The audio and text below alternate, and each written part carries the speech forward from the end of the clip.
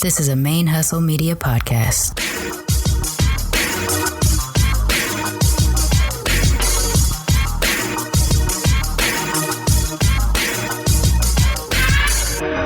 Hello and welcome to the show. My name is Jackie O and you're listening to Militantly Mixed. Yo, this is Rashani from the Single Simulcast. And when I'm not making you laugh or making up parody songs, I'm kicking back, listening to Militantly Mixed. I would like to acknowledge that the Militantly Mixed podcast is recorded on the traditional lands of the Chumash and the Tongva people, and I wish to pay my respects to the people of those nations, both past and present. Hey y'all, welcome to Militantly Mixed, the podcast about race and identity from the mixed race perspective. I am your host, Sharmane, aka MixedGirlMane, the busiest mixed race, bisexual, polyamorous, atheist, comic book nerd, cat mom, mask making, vertigo having for the last 4 days podcaster in this podcasting game. This is episode 112, and it is a special extra episode of Militantly Mixed because I don't drop 2 episodes a week typically, but you'll learn in a few seconds why I had to this week. Earlier this week, you would have heard the regular episode on Tuesday, which was my interview with Sage, one of the co-directors of retention at UC Berkeley's Mixed at Berkeley organization. All throughout the month of October, they will be hosting Mixed Month, and you can access information on that through all of their social media, which is Mixed at Berkeley on Twitter, on Instagram. Their website is also mixedatberkeley.com. And if you would like to hear the various podcasts that they have in association with Mixed Month, you can go to Spotify, and I believe you can just search Mixed Month or Mixed at Berkeley, and you'll get the various podcasts associated with Mixed Month this month on their Spotify channel. In addition to that, they have workshops and speakers throughout the month. So you'll want to get up on their social media so you can see who all is speaking. And as it happens, a number of people that are either doing workshops or speaking at Berkeley's Mixed Month have also been guests on Militantly Mixed. How about that? So yeah, check that out. It is going on all throughout the month of October, and we want to make sure that regardless of whether or not we're university students, we want to support our mixed cousins getting their education and have access to all of the different speakers that are a part of their event this month. I'm really glad to be part of the podcast that was associated with Mixed Month, and I look forward to being a support system, help, aid, future podcaster for any Mixed at Berkeley event because I really enjoyed being a part of this process with them this month. I was really honored to be invited. So that was the first episode this week. The second episode this week, our special extra episode, I had a chance to sit down with one of the organizers of the upcoming Blasian March, which is taking place in Brooklyn, New York on Sunday, October 11th. That is why I'm releasing this episode early, because I want you to hear about this event in case you're in the area and you'd like to attend. The Blasian March is a Black, Asian, and Blasian solidarity march. It comes in 2 parts. The first part will be various speakers of Black, Asian, trans, and queer identities. And then the second part will be the actual solidarity march. Because this month's Militantly Mixed panel discussion on Thursday, October 15th is about activism while mixed, I reached out to one of these organizers to say, hey, this is something I'm talking about this month. Would you like to attend? We jumped on Zoom for a few minutes, or what we expected to be just a few minutes to chit chat and get a little feel for each other to see if they were going to participate in the event. And within minutes, I knew, oh crap, I need to press record and we need to lay down an episode. And so that's what we did. My guest today is Rohan Zhou-Lee. And just within minutes, I was absolutely in love. I want to adopt Rohan, and I really, really hope that I get to know this person for the rest of my life. The energy, the just utter celebration of their entire identity made me so happy throughout this conversation. So I'm really looking forward to sharing it with y'all too. Again, if you want to attend the Blasian Solidarity March, it is on Sunday, October 11th. It is happening in Brooklyn, New York. You can find information on it in the show notes. You can find information on it on the Militantly Mixed social media, Instagram, Twitter, Facebook. I will put links on it in the Facebook group and on the Facebook page. So, really happy to share this with you. But before I do that, just want to make a few announcements or reminders. On Thursday, October 15th, this is going to be like a crazy busy day for me. I can't believe that this is how it happens. At 2 p.m. Pacific time, Thursday, October 15th, which is next week, I will be speaking at Sierra College's Pride event. I have a session about intersectional identity. This is the second time I am attending the Pride event to speak on intersectional identity. I have attended their Pride events. This will be my third time attending their Pride events, but the second time that I'll be speaking on intersectional identity. There will be links in the Facebook pages and on the social media so that you can figure out how to gain access to watching that if you would like to watch it live. And then also on Thursday, October 15th. October 15th is the third Thursday of the month. And on the third Thursday of every month now, we do Militantly Mixed live stream panel discussions. And the topic for this coming live stream will be activism while mixed. And our guests on that panel will be who you're hearing from today, Rohan Zhou-Lee, and Asian Soph. Asian Soph, you have not heard from directly yet. We haven't had a whole episode yet, but I have used clips from a conversation that we did record before in previous episodes. So you've kind of heard of Asian Soph before, but not a full episode yet. We're going to get that down for the future. But Asian Soph is a very big activist here in the Los Angeles area, involved in Yellow Peril and Asians for Black Lives. So this is going to be an awesome conversation. And I'm really looking forward to seeing what it's like to have a conversation with both Asian Soph and Rohan Zhou-Lee, because it's going to be dope. But that's going to be also on Thursday, October 15th. That'll take place at 5:30 p.m. Pacific time. And the link and the events and everything like that will be in the Facebook page, the Facebook group. There'll be information about it in the Instagram and Twitter soon. And I'll also get that up on the militantlymixed.com website as well. And lastly, before we get into this episode, there is a new easy way to access the t-shirt shop for Militantly Mixed logo gear. You can now go to just regular old militantlymixed.com and look for the tab that says Teespring. That is where you can now get the new logo shirts and the mugs and the tote bags. And then there is also a shop page, and that will be for the items that I actually have myself, the pins, the stickers, the masks, things like that. I did order some fabric with the new Militantly Mixed logo, and it came in terrible quality.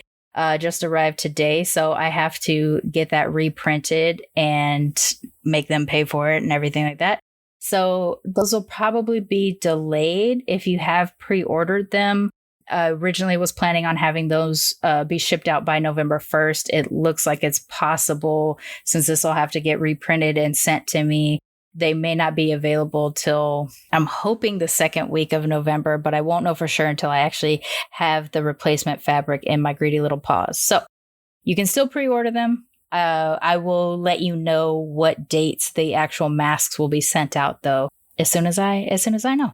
Okay, I think that's good enough. Let's get into it. Without further ado, please help me in welcoming our latest cousin and hopefully my future adopted child to the Militantly Mixed family, Rohan Zhou-Lee.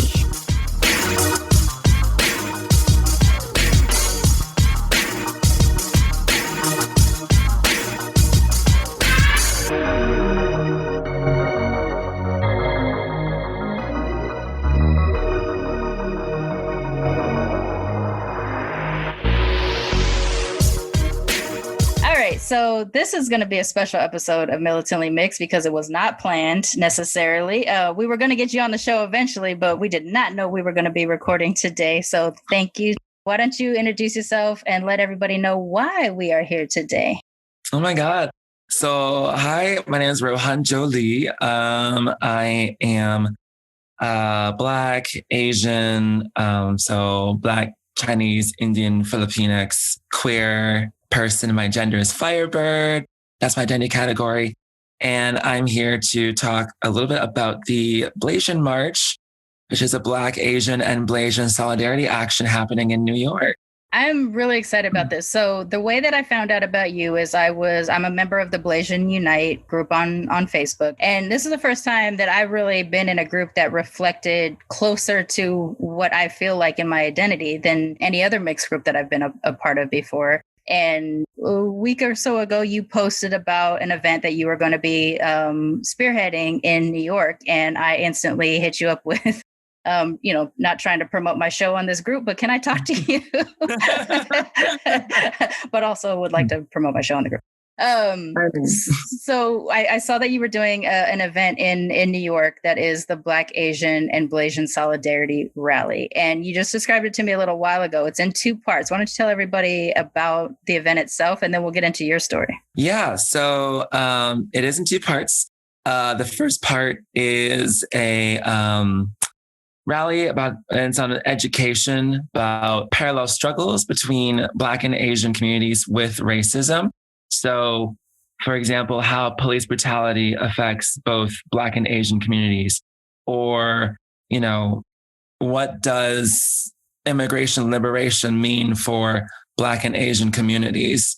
That's the first part. And all the speakers will be women and LGBTQ identified folks.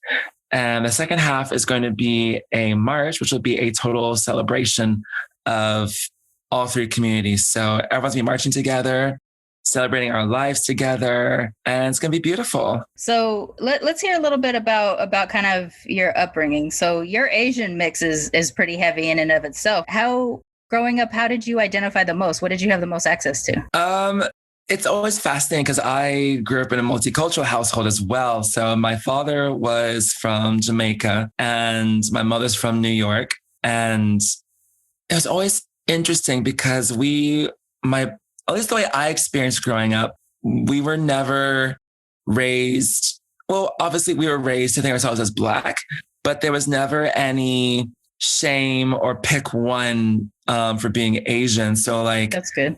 So both my parents are Black and Asian mixed. And so both my parents are Chinese. My mom has the Filipina. And according to my grandmother, my dad has the Indian. And so for example, we grew up in Georgia and, my parents got involved with the National Association of Chinese Americans. And, the co-chair or person who was running the organization never really had a problem with us being Black. It was like an instant welcoming. It was like, oh my goodness, like you are, Chinese, welcome to the party. And I feel like the biggest times I ever had a real challenge dealing with having to pick one was like interacting with white people or interacting with when I was growing up. As like an adult, that became more of a problem when interacting with folks who are either only Asian or only Black. Yeah. So similar to you, I grew up with a lot of mixed cousins. A lot of my cousins, we lived together and things like that. And since we were all mixed, we kind of felt like we were the normal. It wasn't until we got into school that we realized that there were people that weren't like us and that there were more of them than there were of us. And so that's when you start to feel different and live in isolation and things like that, at least in my case. But also my Asian was very segregated from the rest of my stuff. Like my Japanese was that I was Japanese at home. I wasn't even Japanese in public because my mother was a teen mother. And she had a baby with a Black man. So there was a lot of things to hide from the Japanese community because they weren't very open to mixedness and they weren't very open specifically to Blackness. So I felt that my Asian had to be separate and that I got to be Black most often, even though I looked the way that I looked. I identified more with my Blackness and I was around Black people more often. But in your case, it wasn't really until you were around monoracial Black that you weren't just accepted for being able to claim all the things. Yeah. And that was, I think, part of the biggest issue I think a lot of mixed folks have is this constant like, well, which one are you? Like, you gotta pick one or the other. Like I remember, lots of times the people who were monoracially Black would always, ask me, why do you hate being Black? Why do you hate your race? Yeah. I'm just like, that doesn't make sense It doesn't make sense. It doesn't make sense. I'm telling you, I'm mixed. I'm both at the same time. Like, why is that complicated? Right. And then, you know, on the Asian side of the conversation, it's like, this is my observation, but I feel like very often folks who are mixed and accepted as Asian are normally white and Asian mixed presenting. Right. You know, like folks who are like Black and Asian mixed presenting, you're just Black and there is no room for that identity to be respected. Right.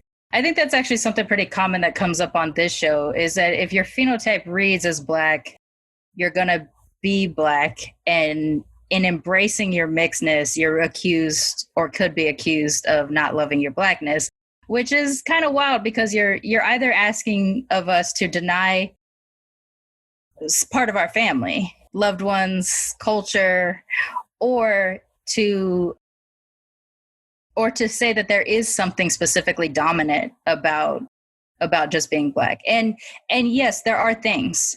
You walking down the street versus me walking down the street, you are most likely going to be accosted by the police, or, you know, you're going to be mistreated in a different way than I'm going to be mistreated. I am going to be mistreated also, but in a different way, probably. Where we probably have some crossover is we both are LGBTQ plus identified people, and it appears that we both live our queerness out loud. So if we're in those spaces and there are the cishet folks, you know, the folks that have anti towards us in there, we might both deal with a certain kind of thing or whatever. So yes, there are aspects about our lives that we're going to code a certain way, and the mistreatment that we receive will be coded against those different groups. That absolutely is a thing. But internally, and how we maneuver within our lives or within our families, is I'm never not aware of being Black or Japanese. And because I grew up in predominantly Black spaces, I am always Black. I'm almost like, I describe myself as hierarchically Black, because that is the culture and those are the people that I am around the most. That is the people I have access to. I also know I look like this, and that I'm not going to necessarily be treated the same way. And so for me to deny my Asian heritage would be very strange, because it's part of the reason why I look the way that I look is because of my Asian heritage.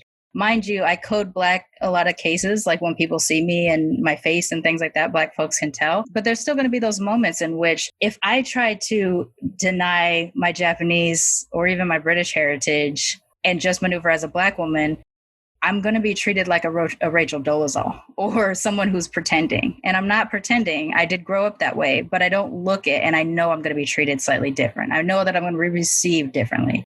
So in those cases, I do get it. But I'm not going to sit here and deny what I'm mixed with, because these are the people that I grew up around. These are the people the culture that I was raised in, the food that I eat, the music that I love. I'm going to rock out just as hard if I hear Taiko drums as if I hear African drums. Both are going to affect me. You know, my body is going to respond to both things. You're not going to tell me that one is, that there's one I have to pick. That's going to be really tough for me. And I imagine if you're immersed in the culture, that's going to be really tough for you. Was there ever a period of time that you felt like, and forgive the term because I don't mean it in the negative way that it's going to come out, but was there ever a time when you felt like you could hide comfortably in Blackness just to not be made fun of as a mixed kid or whatever it is?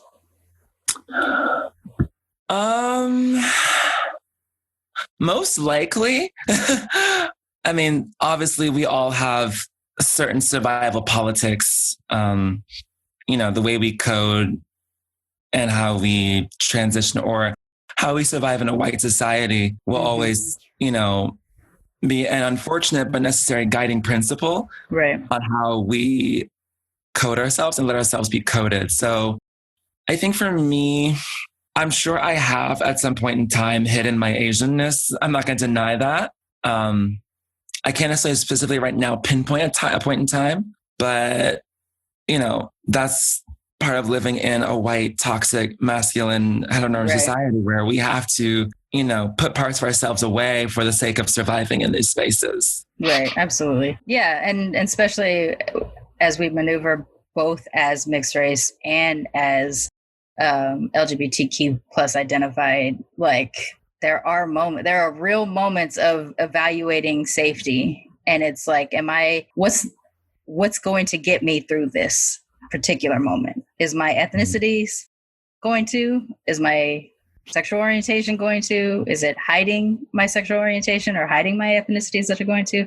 It's a real issue. We have to maneuver, especially as really, really intersectional people. We have to maneuver. There's a lot of codes we got to jump through. It's hopscotch. It's hopscotch in some spaces for real. So what gets you to being an activist or an advocate? Well, I guess let me first ask you, what of any of those terms do you identify as? Radical, activist, advocate, militant? What is it for you? I guess activist would be the closest thing.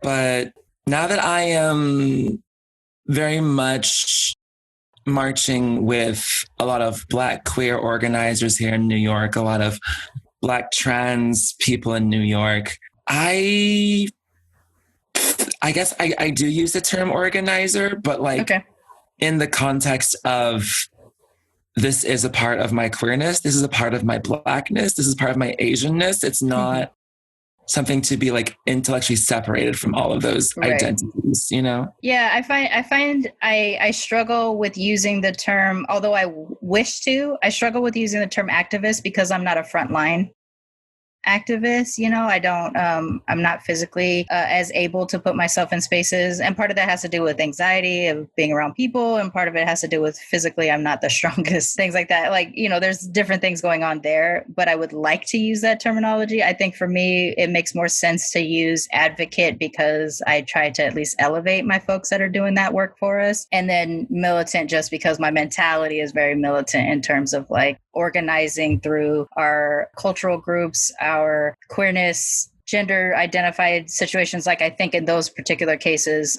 militant works for me, but it is tough. It is hard to find a thing, but what gets you to do the work, regardless of how you identify in it? What gets you to do the work? It gets into the work. I would say my spirituality. I deeply believe in sort of like ancestral power and the ancestors that guide you. And, you know, for me, I really didn't join the front lines until I read Carlos Bolosan's America is in the Heart. Okay. It's his like autobiography. And he goes through, you know, his experiences talking about, you know, living in the Philippines and seeing just the incredible economic disparities coming to the United States. And then just surviving out in the West, in California and in Alaska, and just seeing like the clear and blatant racial violence towards Asian people. Mm-hmm. And it was after I read that book, because I read that book when I was trying to like explore my Filipino roots and being like, okay, how do I merge this into my experience as an adult? Because actually my family, we found out very late that we were Filipino. Oh, okay. By accident, in my grandmother's Bible, there was like one of our ancestors' birth certificates that just said, Father Scotland, Mother Philippines. So we were like, oh my God, we're Filipinos. And, you know, when I tell people that, they're always like, oh, but it's so small a part of your genetic background. And I think that's also part of colonial mentality, how we try to belittle other people's uniqueness to fit into certain molds. And then, you know, for me, every minute I celebrate my Filipino roots, every minute I celebrate my Chinese roots, I'm decolonizing my body, you know, because of the colonial trauma, the forced migration of Filipinos to the Caribbean, where my mother's side of the family is from. And then that narrative being erased, as soon as I uncover it, I've decolonized a part of my body. Right. So all of that really is part of what's fueling me in this movement. Yeah. No, that speaks pretty deep to me. So I don't view myself as very spiritual, but I feel guided by I think about the ancestors. I feel guided by the ancestors, not in a way of which I feel like they're sitting above my shoulder or anything like that. I feel like they're in here. They're dictating aspects of the kind of person that I have become through this. And that's how it taps in for me. And when I see that somebody tries to say, oh, well, that's a really small part of you. Like, oh, it was so long ago. How could you even feel like, how do you even have access or the right to access that? If you're not going to tell me that it hasn't made a mark, that it hasn't imprinted in here somewhere, then I think you don't really understand.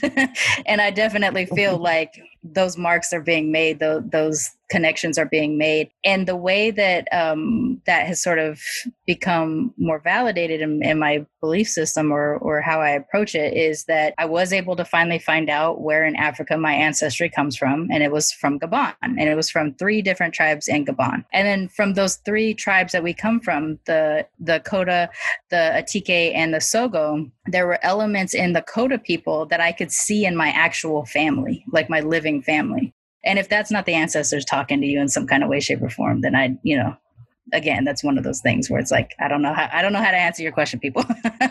and then there's other things like they are the Koda in particular were a polygamous tribe, and I'm polyamorous. Those are 2 different things. I'm not a polygamist. I don't support that only one partner gets to have multiple partners. But as a polyamorous person, I feel like, oh, maybe there's something to it, that my inclination towards multiple partners in a loving way is from my heritage. So there's little things like that where I feel like they're dictating things from the past in some way, shape, or form. And that speaks a lot to me. I also think in your particular case, Filipino people, especially here in the United States, have to be very heavily in activism, especially here in let me even go tighter here in California, where I'm from. They especially have to be because of what brought them here, what got them to come to America and how they've had to survive within small communities and keep their culture as the Americanness tries to separate us from all of our things. Filipino people here in California have huge, massive communities, and they have to stake their claim to be protected because they get mistreated. They had been getting mistreated quite a bit before they started to rise up. So I don't know if there was much activism in other parts of the States or even in the Caribbean or anything like that. But with the Filipinos that I grew up around here in California, they were frontline people. They were marching alongside, the Brown Revolution workers that were out here in the California and things like that. Like they were involved in that as well because they were very much a part of it. So to think that that's not in there, in you, some way, that you come from a people that fight for themselves, that have to fight for themselves, who have been colonized by everyone. I mean, especially the Filipino folks, they have been colonized by everyone and for multiple generations. And that's why as a people, they themselves are very ethnically and culturally mixed. So of course that made an imprint. It had to make an imprint to get into you. And the bravery it takes to leave where you're from to go somewhere else too. I think there's a big thing there as well. How have you found ways to tap into it, to find the people that you come from? Oh, well, lots of reading. I'm a huge book nerd. So a lot of literature. And then when I was in college, I was part of a Filipino student organization. When I left college, it's been a couple of years, but then I wound up joining Anak Bayan Chicago. They are a Filipino nationwide youth led organization, but they have chapters in a lot of major cities. So I was with